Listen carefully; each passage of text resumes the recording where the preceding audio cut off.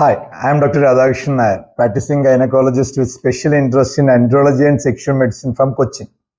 വിവാഹത്തിന് മുമ്പ് medical fitness നിർബന്ധമാക്കണം എന്നായിരുന്നല്ലോ ഞാൻ കഴിഞ്ഞ വീഡിയോയിൽ പറഞ്ഞത്. അതിന് കാരണമായ എൻ്റെ ഒത്തിരി പേഷ്യൻറ്റുകളുടെ കഥകൾ എനിക്ക് ഇവിടെ നിങ്ങളോടൊപ്പം ഷെയർ ചെയ്യാൻ പറ്റും. അതിൽ ഒന്ന് ഞാനിവിടെ ഷെയർ ചെയ്യാം.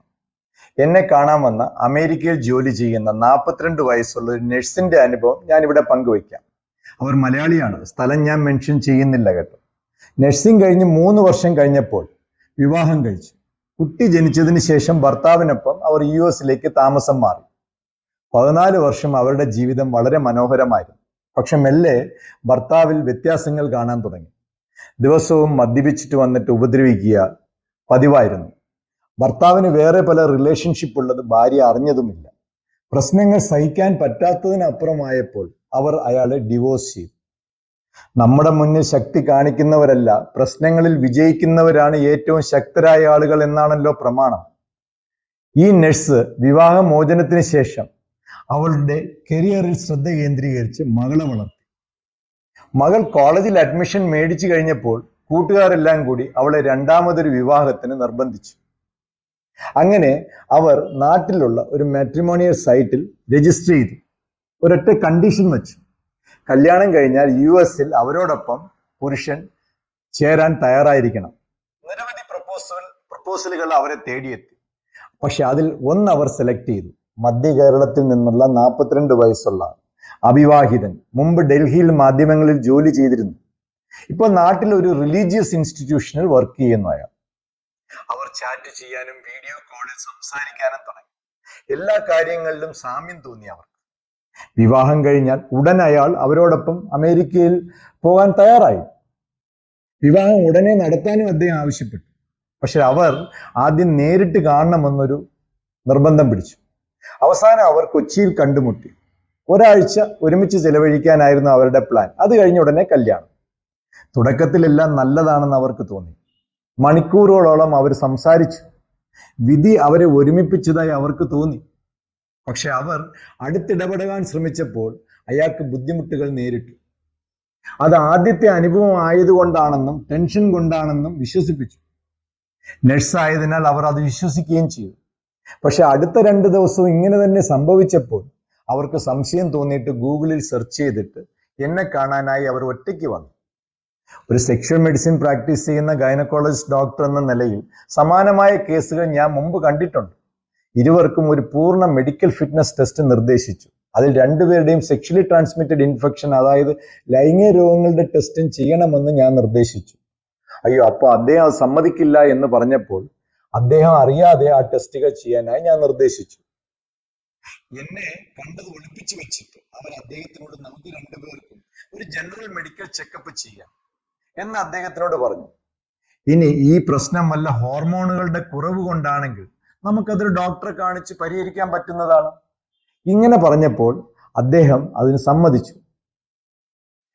പക്ഷേ അയാൾ അറിയാതെ STD ടെസ്റ്റുകളും കൂടി ചെയ്യണമെന്ന് അവർ ഫോണിൽ ലാബിനെ അറിയിച്ചു. റിസൾട്ട് വന്നപ്പോൾ ആ നഴ്സ് തലകറങ്ങി വീഴാൻ തുടങ്ങി. ആ മനുഷ്യന് HIV പോസിറ്റീവ് ആയിരുന്നു. എന്തു ചെയ്യണമെന്നറിയാതെ ആ നഴ്സ് നാട്ടിലുള്ള അവരുടെ ബ്രദറിനെ കൊച്ചിയിൽ വിളിച്ചു വരുത്തി. 2 പേരും കൂടി അവർ താമസിച്ചിരുന്ന ഹോട്ടലിലെത്തി. അദ്ദേഹത്തിനോട് കാര്യങ്ങൾ പറഞ്ഞു. താൻ ഒളിപ്പിച്ചു വെച്ച രഹസ്യം ഇവർ കണ്ടുപിടിച്ചു എന്നറിഞ്ഞപ്പോൾ അയാൾക്ക് രക്ഷപ്പെടാൻ കഴിഞ്ഞില്ല.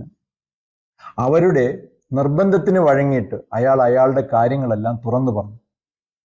അദ്ദേഹം ഡൽഹിയിൽ മീഡിയയിലല്ല വർക്ക് ചെയ്തിരുന്നത്, ഒരു ഹോട്ടൽ ശൃംഖലയിലായിരുന്നു. അവിടെ ഹോട്ടലിൽ ജോലി എടുക്കുമ്പോൾ ഒരു ലിവിങ് ഇൻ റിലേഷൻഷിപ്പ് ഉണ്ടായിരുന്നു. ആ സമയത്തും അദ്ദേഹത്തിന് ലൈംഗിക പ്രശ്നങ്ങൾ ഉണ്ടായിരുന്നതിനാൽ ഈ കൂടെ താമസിച്ചിരുന്ന സ്ത്രീക്ക് മറ്റു പല ആൾക്കാരുമായിട്ടും റിലേഷൻഷിപ്പ് ഉണ്ടായിരുന്നു. ഒരിക്കൽ അദ്ദേഹം ആ സ്ത്രീയെയും മറ്റൊരു പുരുഷനെയും അങ്ങനെ കാണാൻ ഇടവരികയും ചെയ്തു. ആ സ്ത്രീ വീട്ടിൽ തിരിച്ചു വന്നപ്പോൾ അവർ തമ്മിൽ ഈ പ്രശ്നത്തെപ്പറ്റി സംസാരം ഉണ്ടാവുകയും അടിപിടി കൂടുകയും അതിനിടയിൽ അബദ്ധത്തിൽ ആ സ്ത്രീ മരണപ്പെടുകയും ചെയ്തു. അയാൾ അവിടുന്ന് നാട് വിട്ട് പല സ്ഥലങ്ങളിലായി ഒളിവിൽ താമസിക്കുകയായിരുന്നു. ഇതിനിടയിൽ വല്ലാത്ത ക്ഷീണം കാരണം ബ്ലഡ് ടെസ്റ്റ് ചെയ്തപ്പോഴാണ് അദ്ദേഹത്തിന് ആ സ്ത്രീയിൽ നിന്നും HIV പകർന്നതായി അറിഞ്ഞത്. അദ്ദേഹം ഇതിന് ട്രീറ്റ്മെന്റ് എടുത്തുകൊണ്ടിരിക്കുകയാണ്, ഇപ്പോഴും ട്രീറ്റ്മെന്റ് എടുത്തുകൊണ്ടിരിക്കുകയാണ്. എന്നെങ്കിലും ഒരിക്കൽ പോലീസ് അയാളെ തേടിയെത്തുമെന്നുള്ള ഭയമുള്ളത് കൊണ്ട് മാട്രിമോണിയൽ സൈറ്റുകളിൽ നോക്കി ഏതെങ്കിലും ഒരു സ്ത്രീയെ വിവാഹം കഴിച്ച് രാജ്യം വിടണമെന്ന പ്ലാൻ ചെയ്തിരിക്കുമ്പോഴാണ് ഈ നഴ്സിന്റെ പ്രപ്പോസൽ കണ്ടത്. നഴ്സിന്റെ ബ്രദർ പോലീസിൽ കംപ്ലൈന്റ് ചെയ്യാനൊക്കെ ശ്രമിച്ചു. പക്ഷെ ആ നഴ്സ് അതിന് അനുവദിച്ചില്ല. അയാളോട് മേലിൽ ആരുടെയും ജീവിതം തകർക്കരുതെന്ന് ഉപദേശിച്ചിട്ട് അവർ സഹോദരനുമായി മടങ്ങി. അവരുടെ ജീവിതം രക്ഷിച്ചതിന് എനിക്ക് നന്ദിയും പറഞ്ഞ് അവർ മടങ്ങിപ്പോയി. അവർ ഈ പരിശോധന ചെയ്തില്ലായിരുന്നുവെങ്കിൽ എന്തായി മാറുമായിരുന്നു അവരുടെ ജീവിതം? ഇതൊരു ഒറ്റപ്പെട്ട സംഭവമല്ല കേട്ടോ. എന്റെ ക്ലിനിക്കിൽ ഇത്തരം നിരവധി അനുഭവ കഥകൾ ഞാൻ കണ്ടിട്ടുണ്ട്. ഈ അനുഭവ കഥ ഒരാളുടെ കഴിഞ്ഞകാല ജീവിതത്തെ വിലയിരുത്താൻ വേണ്ടിയിട്ടല്ല ഞാൻ ഇവിടെ പറയുന്നത്. ഈ കഥ ഒരു ഉണർത്തൽ കോളാണ്. നിങ്ങളുടെ ജീവിതത്തിലെ ഏറ്റവും വലിയ ചുവടുവയ്പ് നടത്തുന്നതിന് മുമ്പ് മുഴുവൻ സത്യവും നിങ്ങൾക്കറിയാമെന്ന് ഉറപ്പാക്കുക.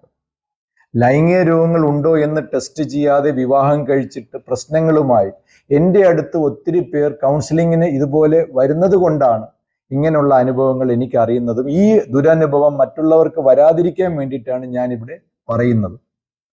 ഞാൻ ഇതുവരെ ആരുമായിട്ടും സെക്ഷലി ബന്ധപ്പെട്ടില്ലെങ്കിൽ എന്തിനാണ് ഞാൻ ഈ ടെസ്റ്റ് ചെയ്യുന്നത് എന്നാണ് നിങ്ങൾക്ക് സംശയം തോന്നുന്നതെങ്കിൽ എൻ്റെ അടുത്ത വീഡിയോ കേൾക്കുക. അപ്പോൾ നിങ്ങൾക്ക് മനസ്സിലാകും എന്തിനാണ് നമ്മൾ ലൈംഗികമായി ബന്ധപ്പെട്ടില്ലെങ്കിൽ പോലും ടെസ്റ്റുകൾ ചെയ്യേണ്ടതെന്ന്.